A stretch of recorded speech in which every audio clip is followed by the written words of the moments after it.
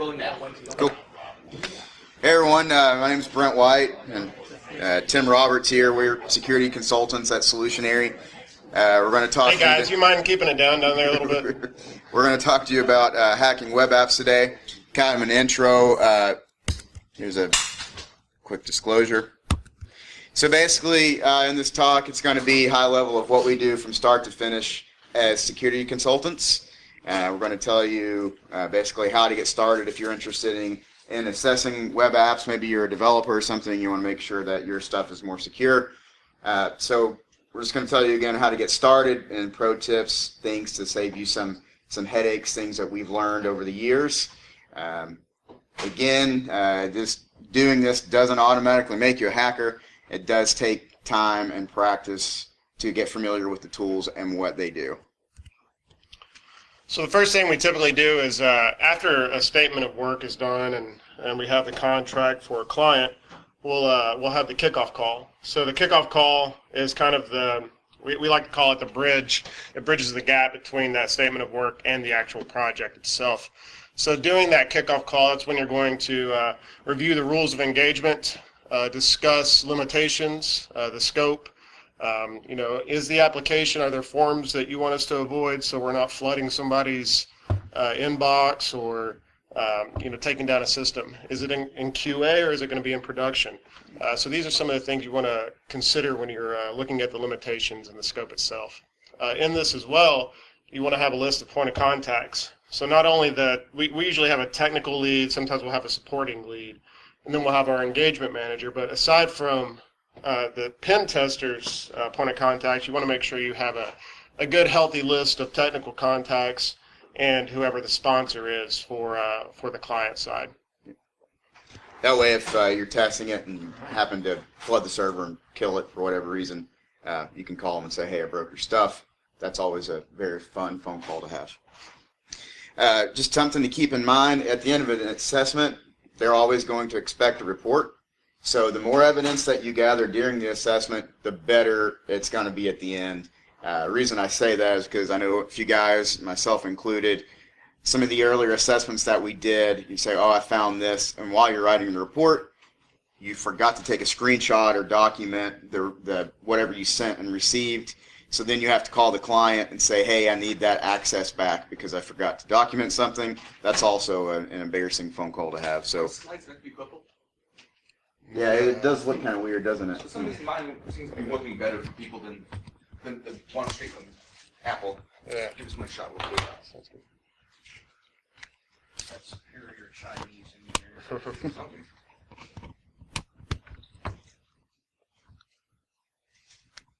Did it spot it? Yeah, that looks better already. Yay. No. Yeah. All right. Cool. Thanks, Adrian. I have the best number. So again, make sure that you're collecting all the evidence and stuff that you need so that you're not having to call later to get access that's already been shut off. So how do you take notes for the evidence? When I first started, I was using like Notepad to paste HTTP headers and stuff like that, and then I would edit it, and that's an awful way of doing it. So typically we use KeepNote. It's a great choice. It's in Linux, it's in Windows, it's on Mac. You can create notebooks, and then you can organize it by vulnerability, by host, by whatever you want. And the beautiful thing about it is you can actually paste screenshots in there. So as you're going, if you want to gather evidence and such. So you don't have like 30 or 40 screenshot files and you're having to dig through and find the right screenshot file for whatever you're documenting. It's all just right there on the page, and it makes it pretty simple. And as you guys are gathering evidence too, it's important to look at the scope, because sometimes we've had application assessments where they will create an account for us if it's an authenticated assessment, for example, or whatever, and that account will only be during the testing period. So it's important that you gather as much evidence as you can during that point instead of after the testing period in which the account's been disabled or deleted, or if there's whitelisting or anything like that's going on for a white box type of assessment. So on this next slide, this is sort of how I group my evidence. So you can do, if you have a few different hosts that you're looking at, you can either group things by IP, or if it's one or two web apps, just do it by vulnerability. And I'll go through, and this is keep note again. So you can see something that I do for quick visual reference is I'll change the background color. This would be a critical, high, medium, and so on, however you want to do it. That way you can, for me, it just kind of helps me keep my mind wrapped around things and where I'm at in the assessment. Also, if you guys ever go off something like OWASP or some kind of methodology, even your own methodology, it's a nice way to organize that. That way you're hitting it every time. Not so much like a checklist, but a good reference point to say, did I test this, did I test that, etc. During the evidence gathering, we mentioned keep note, obviously, but make sure you're looking at the HTTP request and responses. Any kind of unscheduled downtime. So let's say you do take down one of the systems, or they end up patching one of the systems, or during the test, which has happened before.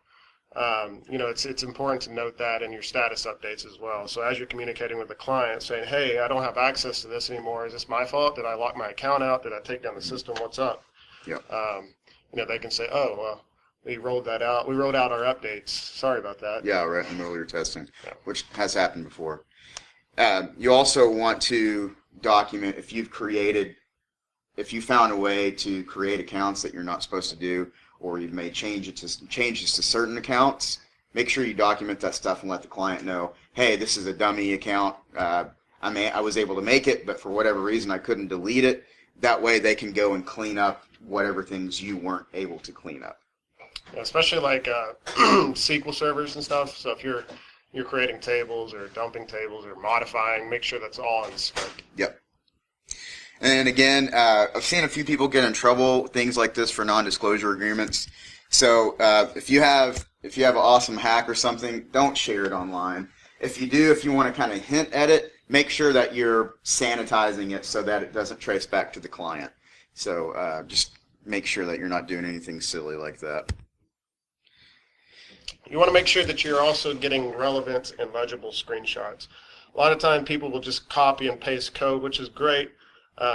But sometimes you want a screenshot to show the proof of concept. Oftentimes you'll see something like this. This is great proof of concept. Yay, I used a SQL map. I was able to compromise a SQL server, but it's an awful screenshot to try to decipher in a report. Yeah, it's the black background on green text, because it looks big right now, but you got to consider you're going to put that on a document, so it's going to shrink down, and you're not going to be able to read that. And it's just really bad idea to put something on there just make sure that it's legible. Something else you're doing with these screenshots, you want to make sure that you're truncating data like passwords, for example. If you dump a user database and you've got all their passwords sitting there, you don't want to have all that in the report. You don't need to. You can obfuscate the passwords or just put the usernames or whatever. It gets the point across. If they need the passwords, you can provide that to them at a later time, but consider who all is going to be looking at that report, and also consider if people actually change the passwords or not, or if they're using the same password for their personal accounts, which is often the case.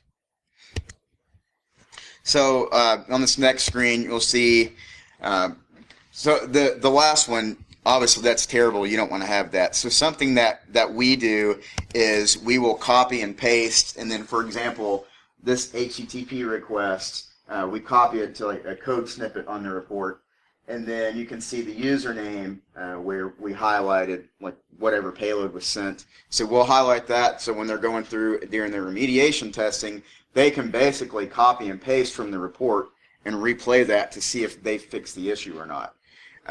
So those are things you want to consider when you're giving the client a report. You don't want to just say, hey, we broke this. You want to show them how you broke it.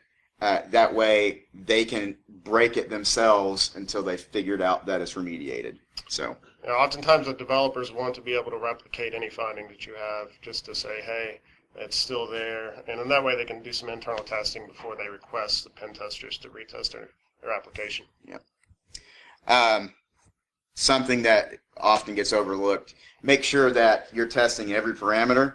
So if, for example, the username in the last screenshot, that was vulnerable to SQL injection, make sure you're also testing the password or any other parameters for that same SQL injection.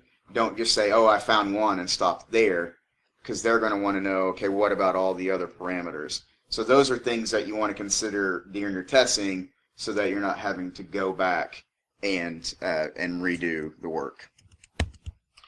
I mentioned earlier about methodology and keep note and stuff like that, organizing it. So make sure that you actually do have a methodology that you're going by. If you're new to the whole offensive security stuff, there's a lot of good references out there. For application, OWASP is obviously one of the more well-known frameworks and checklists to help you out. But something that we want to make clear is just because you have a methodology or you're using OWASP or whatever other testing frameworks, don't limit yourself to those, because checkbox security is not good security. Okay, checkbox security just makes you're compliant. Oh, we did it. So you need to make sure that you're follow through with it. Throw in some real world testing too if the client's open to it, for as far as client side attacks, etc. Social engineering, things like that, phishing, and so on. So now let's talk about open source intelligence. So anytime we're assessing an application, one of the things that we do is we look online for any sort of digital footprint, or if it's been compromised already, are those credentials out there in Pastebin or somewhere else. Pwnedlist.com is a really cool service. They are always scraping information from data breaches, and so you can set up your own personal searches for clients and go through and it sorts through billions and billions, probably just huge amounts of data from dumps, so you can see if something's been compromised. There's tools like Recon NG, and then again Pastebin. So basically anything that you can look at, and Google is a huge one too. It's very time consuming, but really digging into this, it's amazing what you can find here. And actually, so there have been times, one assessment, I did a search just from the company email address and found active database creds on a development help forum that they were still active, so we were able to go and compromise that database, and that's actually a pretty common thing. So if you're a developer, it's cool to get help online, obviously, but if you're going to share your database information with someone, make sure you sanitize it. Or if you're giving someone temporary access to come in and look at code or whatever, make sure you disable that account when they're done. Don't just leave them wide open, especially if you're sharing it online. And this goes for your internal stuff too. Yeah. So say we're doing like a red team assessment where application is in scope and network's in scope, and you're on site and you've got a developer wiki. Well, a lot of times people don't pay attention to the dev environment and hardening the dev environment. Well, if you're using the same credentials and the same code and the same, whatever, and you've got it on your developer wiki, well, that's a really handy tool for a pen tester to reference and to see if those accounts are still active too. There's a few automated tools that we like to use that sort of help with time saver. One of them that I really like is Discover by Lee Baird. You can see on the screenshot just a few of the quick things that it does for you. Recon on a domain or a specific person. So it's very helpful. There's a few other tools out there. I like to use Harvester, MetaGoofil. There's some metadata gleaning tools like ExifTool and strings, stuff like that. So, even when you're gathering this information during the reconnaissance phase, going through some of the files that you find online or that are on the application itself and looking at the metadata, it's amazing what you can find. Sometimes usernames, sometimes domains, host names, etc. This is just a screenshot of one of the tools I mentioned, MetaGoofil. So automated scanning. So why do you use automated scanners? You're supposed to be a hacker. Well, when you are doing several assessments back to back, it's a very good time saver. It goes through, it looks at server settings, it looks for low-hanging fruit, if it's real easy cross-site scripting or SQL injection, default files, many things like that. So it's a huge, a huge time saver. And something that I really want to stress is that just because someone's coming in and running automated tools, that is a vuln scan, and a vuln scan is not a penetration assessment. It's a vuln scan. Can everybody say that together? A Vuln scan is not a penetration assessment. Well done. Very interactive on Great, this. great job, guys. So again, I hear people say this. I hear people try and sell this all the time. Yeah, we'll do a penetration assessment for you, and all I do is run a vuln scanner. And so to those that say it is, there you go. Yeah, so if you go in and say that it's a new client, and you're like, hey, can I see your last pen test report? And they give you a stack of documents, and it's nothing but Nessus and Acunetics outputs, this is probably a problem. So, you know, in addition to the automated stuff, it's something to consider. Black hat hackers have a lot more time than a pen tester who has 2 weeks to test your application and write a report. So consider that as well, what you're getting and what you're paying for. A lot of companies out there that offer offensive security services, like Solutionary, you know, they have like the advanced persistent testing. So they'll have, it could be like several months for an assessment. So you may even get more out of that depending on what you're looking for. But that's one thing that automated tools help with, is to just kind of get that, like Brent said, that low-hanging fruit.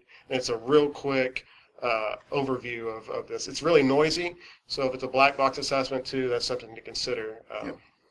Yeah, make sure that the client is whitelisting your IP. Let them know that we're going to throw a lot of traffic at you for a little while. So, you know, unless see if incident response is part of the assessment.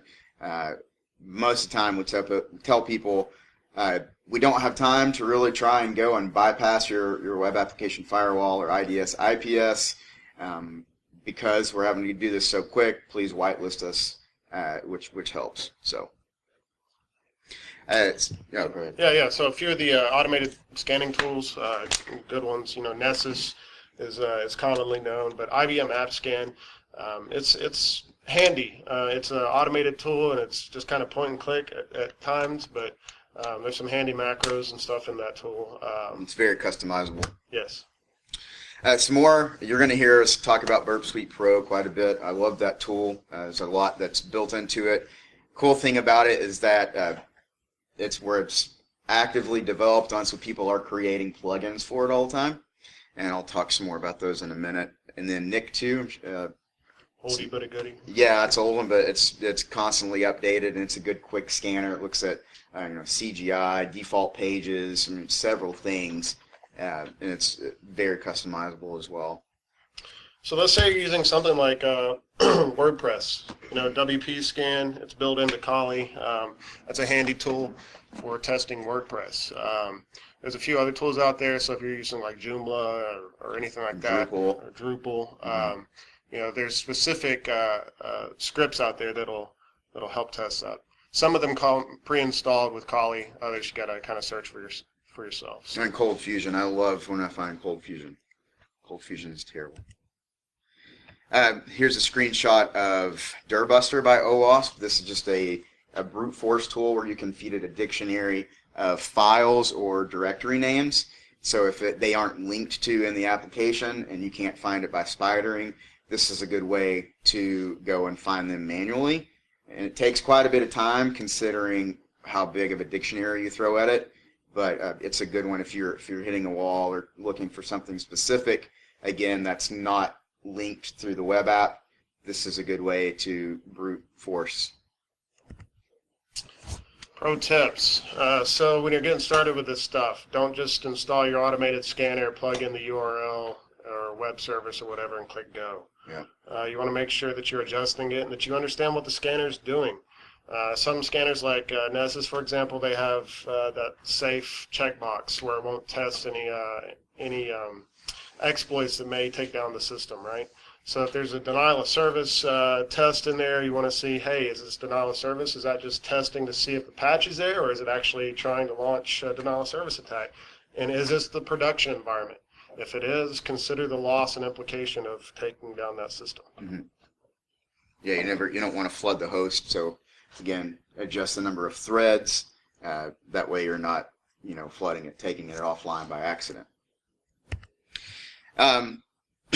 Tim mentioned this a little bit earlier, but you always want to ask the client, hey, are there any functions or pages that you want us to avoid? Like, is there a contact form that if we hit this, some poor guy is going to get 1,500 emails, in an hour and have to go through, sort through them? You want to make sure that you're documenting those and putting those in the automated scanner so it's avoiding those particular pages or functions. Another issue I found too is sites that have custom 404 pages. It always comes back as 200 OK, but it's really just their default, hey, this page isn't there. So in the automated scanner, if it's doing a spider, every single thing it sends at it, it's going to say, hey, I found that page, but the page isn't there. So now you've got thousands of false positives that you've got to sort through and delete. So something that you'll want to do right off is look for that custom 404 to see if you're getting a 200 OK response, and then put that in the scanner so that it knows anytime you get this page, that means it's not really there. And then if it's an automated, not an authenticated assessment too, you want to make sure that you configure those credentials in there.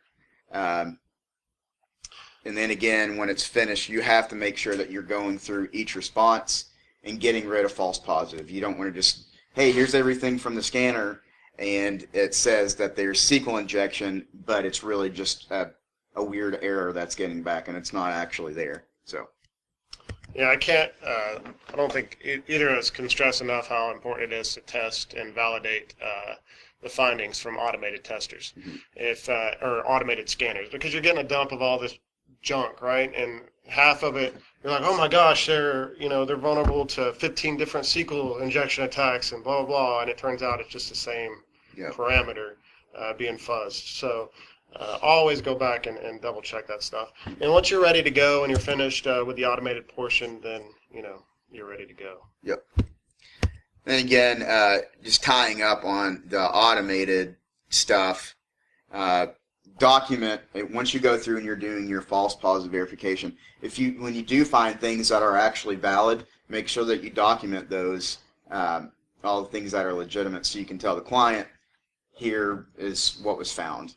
So in kind of going off, again, transitioning from automated scanning to manual testing, let's say that the automated scanner found cross-site scripting, okay? So you don't just want to say, okay, well, it's there, I verified it.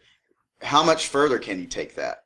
Can you actually bring in malicious code and send that to someone? Is there, unauthorized redirects or SQL injection? Don't just verify it's there. How much further can you go? Can you actually take that to where you can get a shell and get shell access through that? So you want to test those things. And just to add on to that, one of the things that we see a lot of for cross-site scripting is just the alert. Yeah, pop up. It's like, oh, okay, great. You can pop up an alert. Go further and push yourself further. Get a document cookie or try to inject something onto the site. Do something other than just making a pop-up box. Because, it expresses that this is vulnerable, but, they're paying for a penetration assessment, not a vuln scan, right? And that's what vulnerability scanners do. Yeah, like throw in there a keylogger, like the JavaScript keylogger. XSS Sniper, I think, is the tool. And you can throw in a keylogger. That way, you're showing the value. When it gets up to C-level executives and you're trying to help the client get more money, more of a budget to help fix these things, they can say, well, why do I care about a box that pops up that says 1 or XSS? But if it's a box that you can say, well, because of this, they were able to insert a keylogger for anybody that visits that. Now, that's a whole different story for C-level. It helps to show the importance to them of why they need to give this department more money to fix these apps. And, the red team, blue team mentality, it's, you guys are working together, right? So, whoever's doing these assessments, these pen tests, you want to work with the blue team to help them and say, hey, what is the problems that you guys are seeing? What are some of the things the developers are doing or that executives aren't buying into? How can we help and how can we prove that? And doing it and pushing it to more than just a screenshot or a proof of concept, and actually applying those tests, I think helps a lot. So manual testing, again, you want to look at the application through a proxy. Again, Burp Suite Pro, mentioning that again. This helps you look at everything, the request, the response. You can fuzz those things. You can see where it's going to get information. You can just kind of tear the app apart. You can look at all the comments and the source code, or their developer or debug comments in there. Sometimes we've actually found legitimate credentials or database names, things like that, in the comments. So if you don't spend the time doing that, you're going to overlook some potentially easy information to get. And say you can't get Burp Suite Pro, or the company's not going to pay for a professional license. There's other alternatives out there. You just got to look. We list Wasp App and Peros as an example, but there's tons of web application pen test tools out there. Fiddler, I think. Fiddler is another one. So it's an old one. Review the server response. So, he mentioned that earlier with the errors, but also in that, look at the headers and see if the version information is contained in there. And if it is, hey, now you've got the version, now you can go to Google and look up exploits or vulnerabilities for that particular version. Or searchsploit, and say it's an old Apache version, searchsploit, and then Apache, then the version, and it'll come back with all of the known exploits for that particular version. So perimeter fuzzing, there's a lot of tools out there for fuzzing, but we mentioned Burp again, Responder, and some of the built-in functions in Burp Professional that you don't see in the free version. That do. It's got some nice lists that you can feed it. You can feed it custom lists. There's built-in lists for cross-site scripting, for SQL injection, etc. And so a few high-level things that you want to look for: cross-site scripting, cross-site request forgery, SQL, LDAP injection, local and remote file inclusions. And so if you're not familiar with what those things are, again, unfortunately, if we had more time, we could explain that, but there are so many free videos and tools to really dig deep into what those things are and how to exploit them, as well as how to mitigate the issues with those. Earlier we mentioned that Burp Suite has has these files that you can plug in there, the lists that are available or that you can download. There's also other places you can make your own list. You can Xenotix by OWASP. It's a nice tool that we use sometimes for cross-site scripting when you have a huge list. There's tons of tools out there. Yeah, and so basically with that, it's the same as if you download password lists, you can also download lists that have cross-site scripting attacks or SQL injection attacks, things like that, and where people are always posting their new attacks that got through a web application firewall or something. Those are things that you want to parse and keep adding to your list so that you can kind of be up with the latest attacks. So this is a screenshot from Burp Suite Pro, and you can see in orange, you can actually specify in the sniper attacks, you can actually specify what parameters you want to focus on. And then say, for example, if you're trying to see P3, if that parameter is vulnerable to cross-site scripting or SQL injection, you would just focus on that, and then you would feed it the list for SQL injection or whatever, and then it shows you all the responses. Then you can compare those and see if anything might be worth looking at. So let's say you do find a SQL injection vulnerability. Well, how do you exploit it outside of the scanner, right? SQL Map is an awesome tool, so make sure that you're saving your headers. You just plug it into SQL Map and let it go. yeah.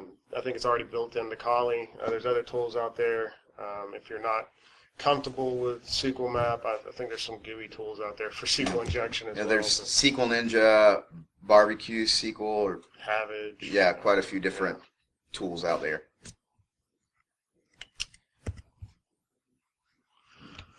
All right, back to the manual testing stuff. It's sensitive information being passed through the request. Again, you want to make sure that the session ID is encrypted, that you're not able to reuse that session.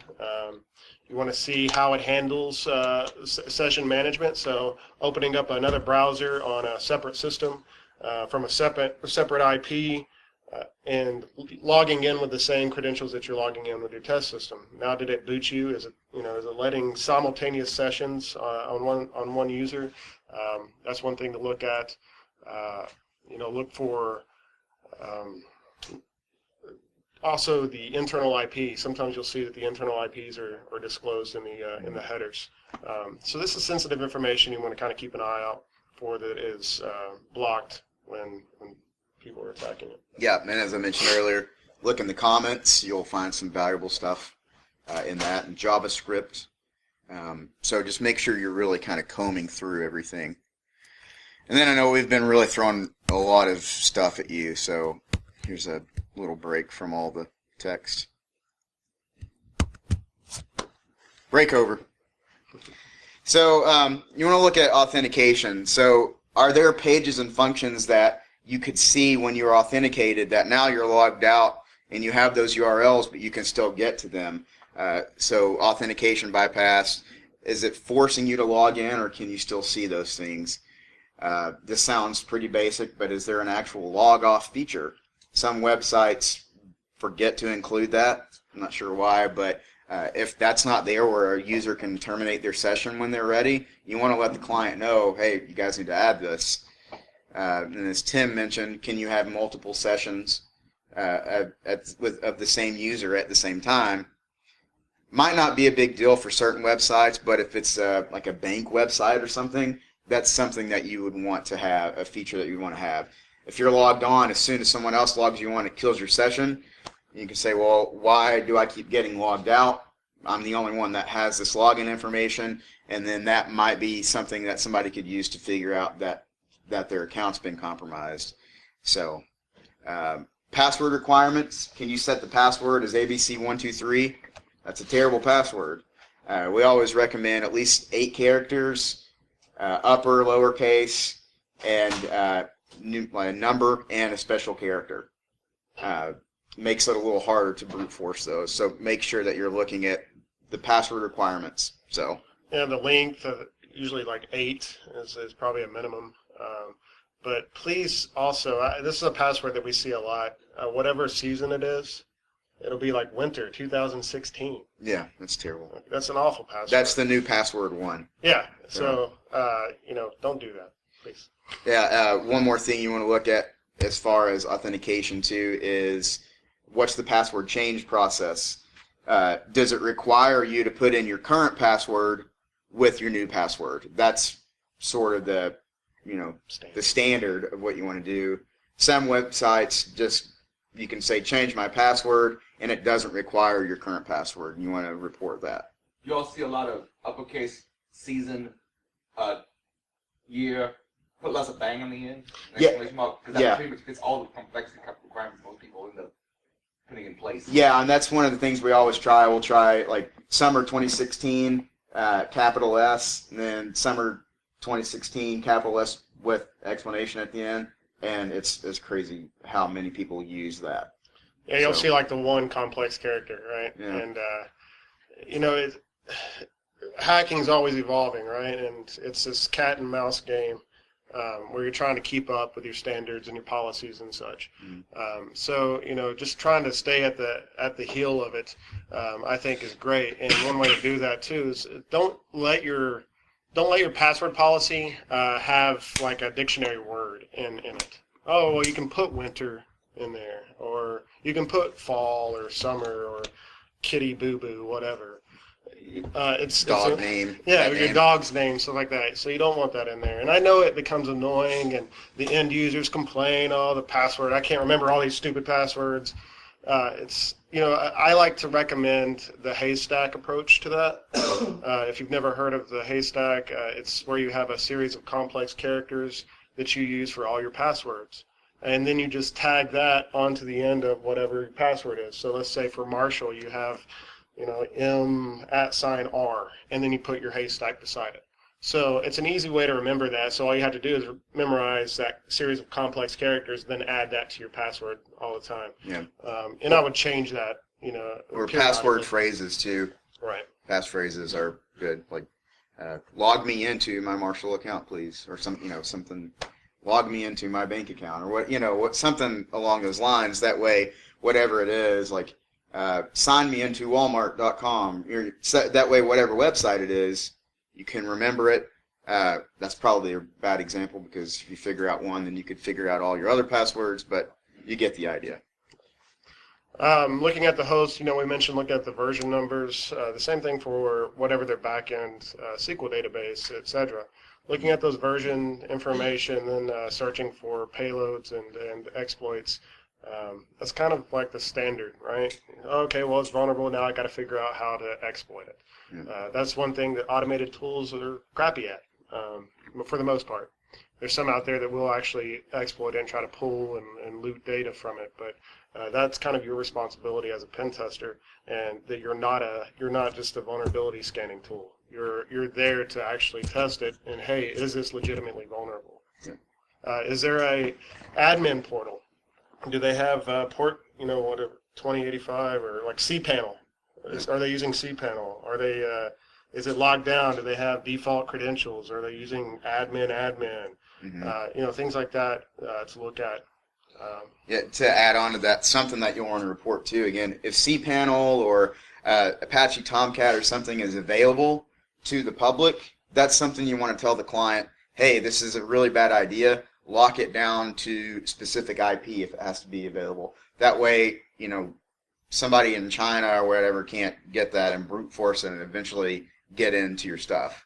So. Aside from just the headers leaking version information too, a lot of times you'll see the splash screen for the web server. Mm. And, here I'm using IIS7. Okay, thanks. Thanks for helping me tailor my attacks. Yeah. So don't do that. Again, for looking at the host, you want to look and see what HTTP methods are available. I've actually been able to compromise quite a few hosts just because put was available. So I put a web shell on there and did whatever I wanted to. And then when I was done, I deleted it. So it's kind of a bad idea. I know some web apps are sort of built around those functions, and I've seen people that do it correctly, where just because put is available doesn't mean you can actually do it. So if you look at the options and it says put is enabled, make sure you test it. Don't just say, okay, put's enabled. See if you can actually put a file there. And then you want to look at things, like directory traversal. That's still pretty popular. Shell shock, heartbleed, all these popular attacks that are out there. It's amazing how much people don't patch stuff. So check those things out. And then again, Nmap, what ports are open? Do they have SMTP open to the public? Is Open Relay on, and can you start, is client-side attacks? Well, sweet. Now I can just start spoofing emails and sending social engineering attacks. So yeah, so you want to look at those things instead of just the web app as well. So, we were talking about that. As far as the SSL TLS, testing that, well, how do you typically test that? You can look at the certificate and see if it's self-signed. You can see what it's using. But to test the ciphers, one of the tools, or a couple tools that we use, SSL scan is a great tool. Mm-hmm. Test SSL for Windows, executable you can run. It'll test for Beast and Crime and Poodle and stuff like that too. So, it's a nice handy output to show the client. And I know Qualys has an online tool, but that's something you might want to be careful about, because I know they log things and then they'll actually show publicly unless you check a checkbox to not show it publicly. So if the client is okay with it, or if you're doing something you shouldn't be and you don't really care about that, I know the Qualys tool is good. Otherwise, we recommend the SSL scan or some of the other ones that Tim mentioned on your own box. So file uploading features. There have been several times where there's been a web app where you can upload, say you're putting a profile together and you can upload a profile picture. Well, you just take .php and then add .jpg on the end of it, and it doesn't actually look at the file. So now you just uploaded a PHP web shell because it didn't sanitize that input. Now you've got a shell on the script just because you tricked it that it was an image. Sounds pretty lame and simple. It is lame and simple, but it's actually things to look for that are still pretty common. So, Yeah, so it shouldn't be just looking at the extension of the file, right?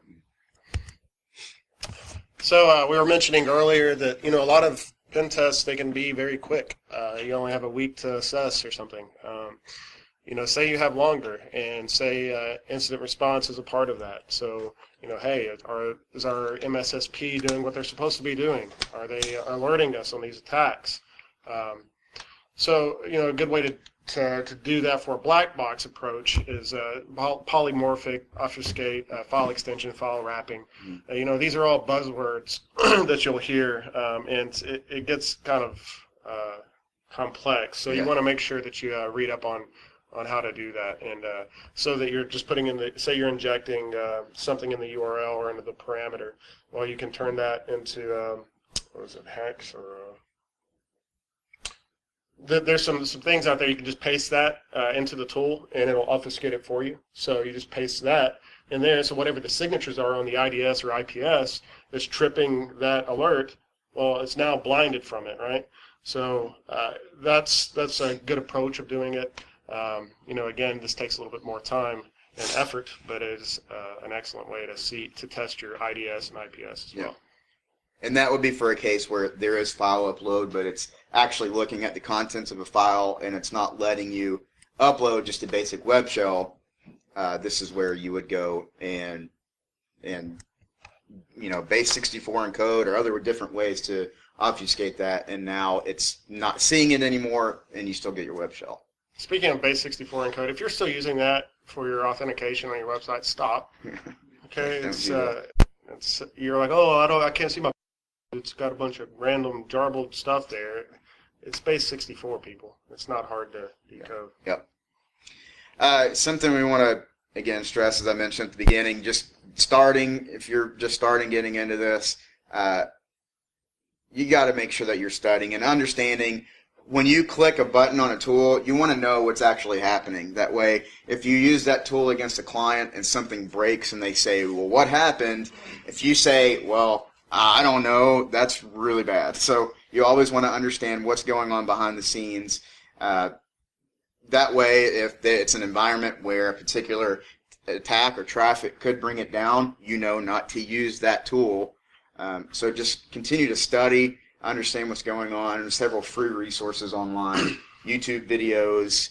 I know SecurityTube is a great website. I mean, there's so many of them out there now.